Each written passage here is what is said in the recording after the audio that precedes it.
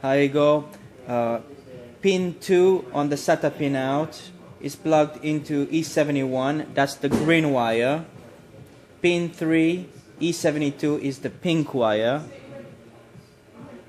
Pin 5, E73 is the white wire. Pin 6 is the black wire on E75.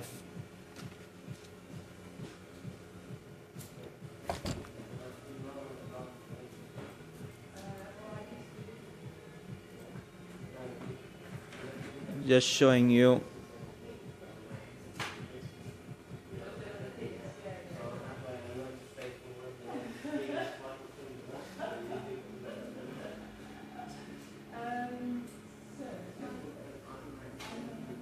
the layout of the wires here, and that's on the hard drive itself.